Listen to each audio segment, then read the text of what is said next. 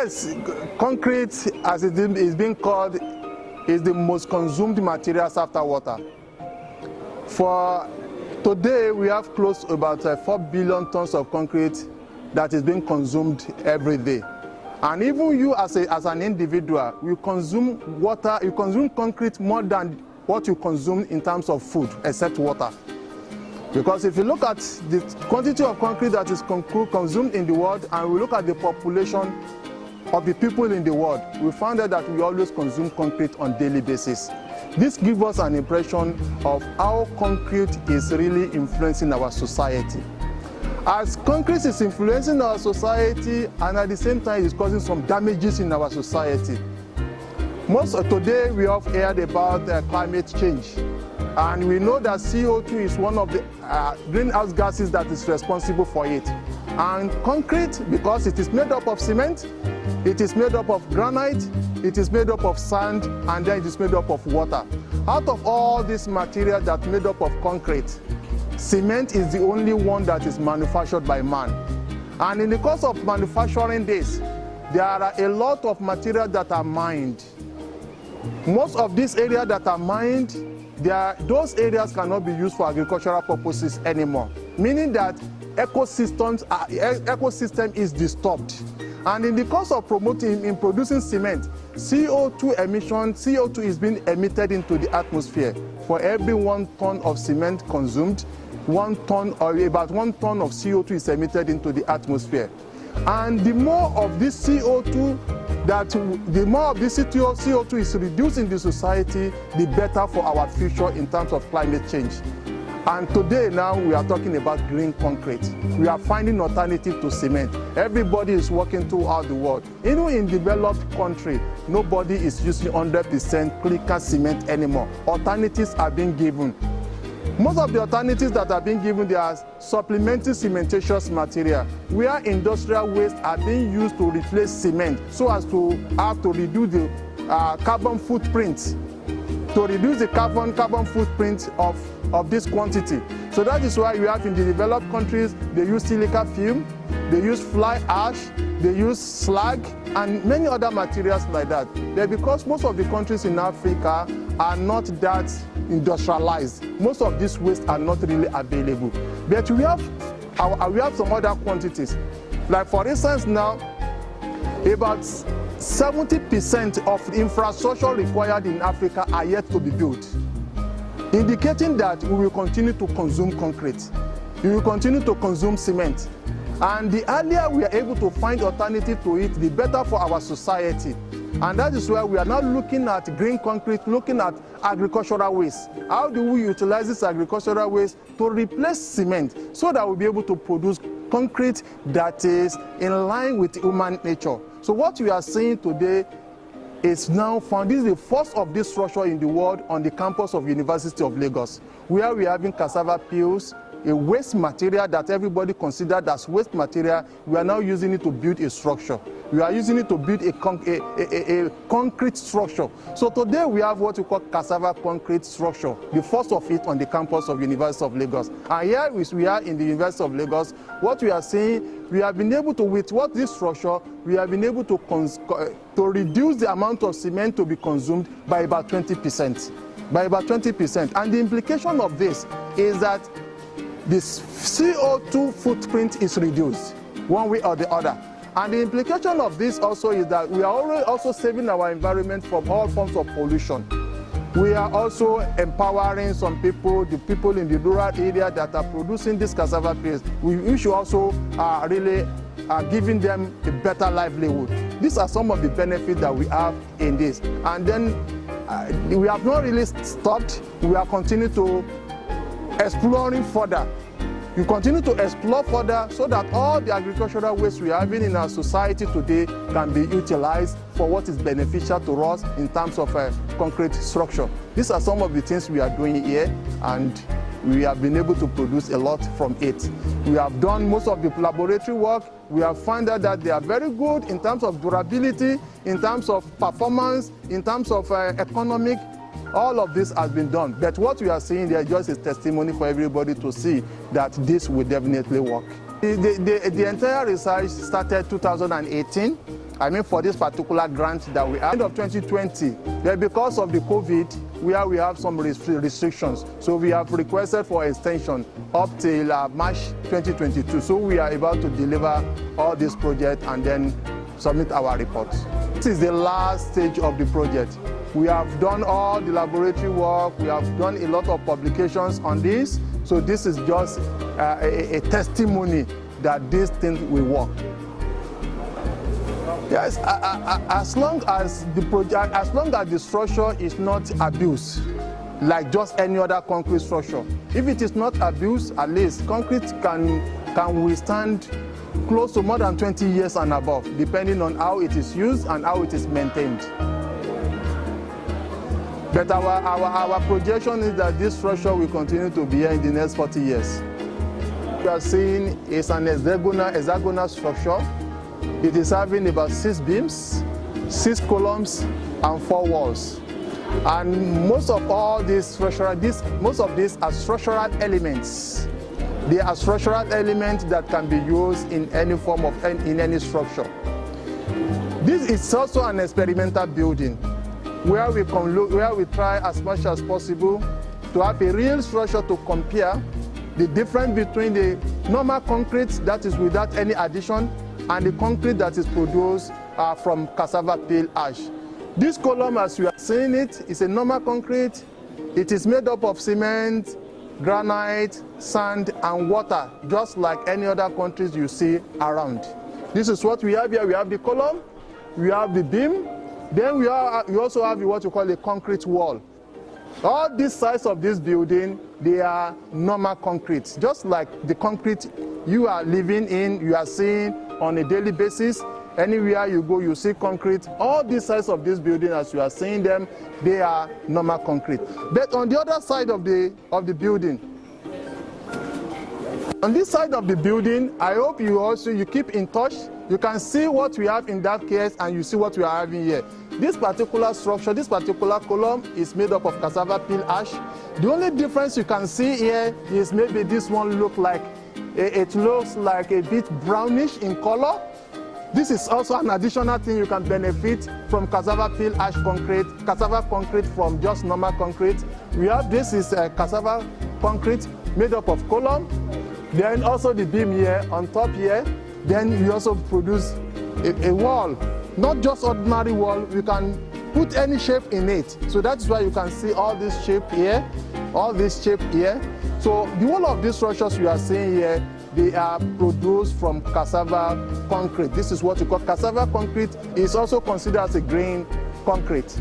It's also considered as a green concrete. So this is what is really happening in the university. This is what is really happening in the University of Lagos. You need to come and see the wonders we are doing here. You need to come and see the wonders we are doing here. This is as a result of most of the research we are doing in the laboratory that we are now really putting in place. You will see that it is possible to build any structure with cassava concrete. This is cassava concrete, the first of its, the cassava concrete structure, the first of its kind in the world. You can browse anywhere and you will see that it is only in the University of Lagos. You will see it's only in the University of Lagos you see this particular structure. So we welcome you, and we are ready to answer to all the questions that you are likely to have on cassava concrete structure. Concrete cubes that were cast from the columns and the wall. So we are going to test them in the laboratory. Then we'll compare the strength with the normal concrete.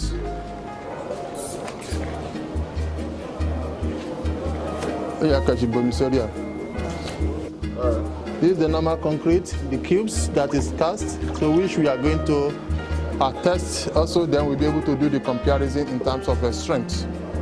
Michael Obamiri. I studied civil and environmental engineering at the Faculty of Engineering, University of Lagos. During 2019, when I was about to start my project, I thought of something I can do that can help the society and help the world at large. So I discovered that Nigeria produces the highest amount of cassava in the world. And also, I also noticed that the world is suffering from carbon dioxide pollution, which is reducing the amount of oxygen we have in the world, and also killing phytoplankton, which also produces oxygen that enables us to breathe in oxygen as human beings. So I was thinking of how I can also relate my experience of trying to help the world and also my project, which is civil engineering. So I found out that cement contributes a lot to the world in terms of carbon dioxide.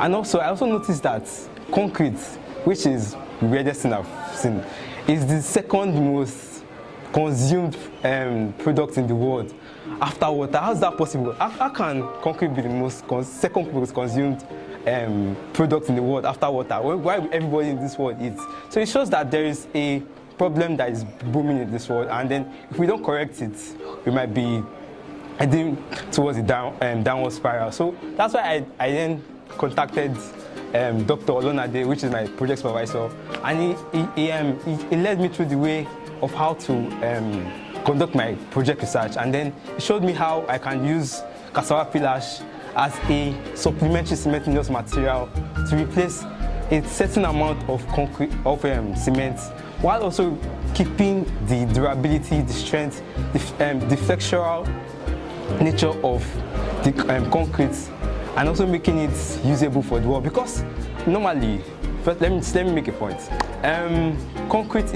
Cement is actually a very expensive commodity in this world, and Nigeria is not a very strong country when it comes to having money, or we don't have a strong economy, let me use that word. So the best thing to do is try to see how we can reduce the amount of cement we are using, while also retaining the strength in our structures, because nobody else obviously wants a structure that is failing.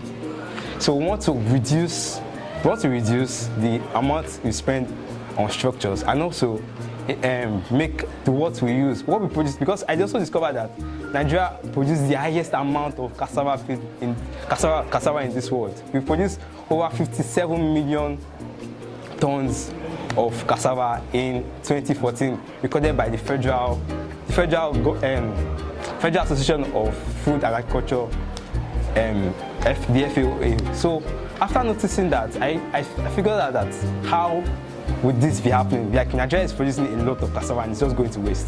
Why can't we use a byproduct of it? And that's how I got into this project. And also my project supervisor, which is Dr. Olonade, ensured that their project research on cassava pillars was a success. And also, I also got to meet this gentleman here, Mr. Yaya, who also is doing a master's project on cassava pillars. But what I did in the lab is doing it physically. So thank you very much, Michael. Yes, my name is Yaya Ahmed Kayode. I'm a civil engineer, and of course, I'm a master's student. And my project supervisor is Dr. Kolawole Adisa Olonade. What has been done in the lab is what we try as much as possible to implement here. And what we actually did is to show to the world that using cassava peel ash is something that is very, very possible to replace cement. And of course, let me point out something he mentioned while he was talking. He said cassava peel is in abundance, especially in our country, Nigeria. Yes, that is true. Because I can remember when we started this project, we were actually looking out for where we can get cassava peel ash. When we get to a place, we discovered that the women we met there, they were not even bothered. They were like, do you need this thing? Egbe. So we pack everything, we move on. The following day, the other time we went there to even pack more, they were very glad to say, oh, please come and pack all this in and leave. We packed. It was the third time we realized that they were like, what are these people using this cassava peel for? They were now like, please give us something. What we paid them was less than 200 naira, just to say, oh, thank you, ma, for allowing us to pack this cassava peel. So just for us to know how abundant this material is, how readily available this material is in the country. So now, going back to the research work, of course, we've done tests in the laboratory, right from this gentleman research work, laboratory test, Then we move on to, okay, how can we actually show to the world that using cassava peel ash can be a partial replacement to cement? That is exactly what we are seeing here. As you can see, this is a structure, and this structure is standing. We've carried out some tests that show that the durability of this structure is okay. The strength of this structure is also okay. Why is this? The concrete cube, what we have here, we call it concrete cube. This is going to be taken to the lab for compressive concrete strength test. For compressive concrete strength test, and the essence of doing that is to test, to confirm the strength of the structure. So each element of the structure, right from the foundation, the ground we are standing on, the columns, the beams, the walls, they were all, we took sample of each element and they were taken to the lab. Of course, this concrete cube is more than this before, but it's because we've taken them to the lab to test, to confirm if they have that strength we really need for the structure to stand. And of course, they've been tested and confirmed okay. Now, these are the remaining ones. So now, looking at this physically, we can see the structure is standing. And again,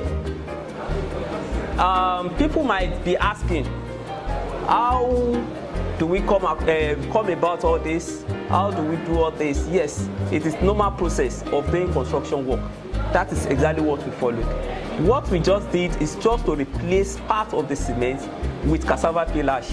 And of course, the strength is not that, the difference in strength is not much. With this research work, we are actually moving toward the world where construction is affordable, durable, environmentally friendly, and sustainable. And also in the meantime, we can discuss if this is an option for us. Okay. But as soon as this is done, we can do a site visit together, definitely.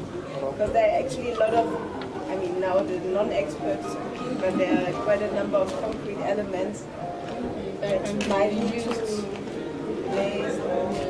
Like it's going to be a kind of refurbishment. It's not a new construction. No, we refurbish. Okay.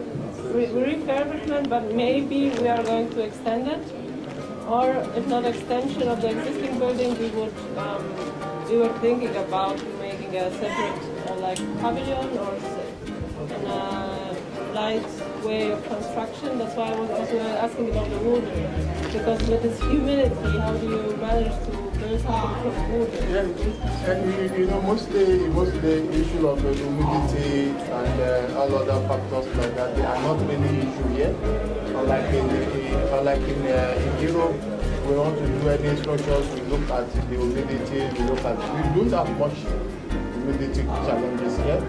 But in those areas, in the Ikoyi and some other areas, you can have some problems in terms of the surface contamination, surface attack or acidic, especially surface attack, because those areas they are more salty in terms of surface. Then that is apart from that, and that can only be at the foundation level. Okay. But in terms of humidity at higher level, I don't think there is any issue concerning that. But there are some other chemicals too that can be applied. Like yes, but even in most of the green concrete now, we don't want to even be using those chemicals. So we are now looking at how do we, like when I was in BAM, we are also trying to see if we use ogbono. Or you know ogbono? Yes, ogbono. It's a local diet, it's a local dish. That you use ogbono, then can we use it to improve the plasticity and some other things like that? Like there is a particular gum, we call it acacia gum in Kenya. It's a very good plasticity, concrete to a material for plasticity. So there are a lot of like materials like that. Then there is one other sesame seed. Sesame seed would be very good. Sesame would be a very good plasticizer. Of the plastic. So these are of the concrete. Yes, for concrete. Yes, for concrete. So a lot of people, because there are a lot of things in most of these plants that we just need to extract instead of having a chemical that will produce, that will also increase CO2. Yeah, so. But it's only the concrete that one can actually, the cassava that we can see. And, for now, because we are seeing it now. Yes. So that's it. That's what most people want to be convinced That is just, about. that is just it. I think after the installation of the monitors. So actually the monitor is supposed to have been embedded into the concrete, but because we could not wait for it to come, but by the time it comes now, we can do those things in the laboratory, and then do the you can just cast a small element and then embed it, because normally they are supposed to be within this, inside the column and the beam, but because we couldn't get it into the country and we can't wait for the structure, because normally this project, the entire project is supposed to have ended 2020. But because of COVID, we kept on requesting for extension until now, and we must hand up everything before end of March. Before mid of March, we must hand up everything, and then so that we have completed. Then all other things can then continue just like this. And when you speak about sesame seed and the gum, like how do you start such a process? I mean, like how do you know now let's try something with sesame seed? Like why do you choose a specific material? Yes, you see most of breakthrough in science, many of them they just come by accident at times. When you see something, then you say, let me try. And when you try, you see something that is interesting, then you continue to probe further, then you continue to probe further. So this is just it. It's not that, yes, I know this in, no, it's not. You know what you know what you are looking for, but if you see any plant, then you know. For instance, now when we are talking of alkali activated concrete, where we don't even use cement at all, with this ash and some chemicals, maybe like potassium hydroxide or sodium hydroxide, you can produce a cementitious material without even cement at all. They call it alkali activation. This is the major thing they are even using in China now. They don't even produce cement, they use alkali activation. So, but for us here, sodium hydroxide could be expensive, potassium hydroxide could be expensive. Now we are working whether you can even get it from banana. So that is what we are working now. If we can get potassium hydroxide from banana, and then we can use it to activate most of this ash. And then, so these are... So there's a lot of chemistry in it. A lot of chemistry in it, a lot of chemistry in it. Do you cooperate with the chemistry department on that? Or? Yes, we cooperate individually, but not... Because if you have anything to do in form of testing, we meet them, they will discuss. And even in our department, we have some areas where they do some people in chemistry. And then we also have interaction with some industries that have the facilities. So we also go there to do some tests.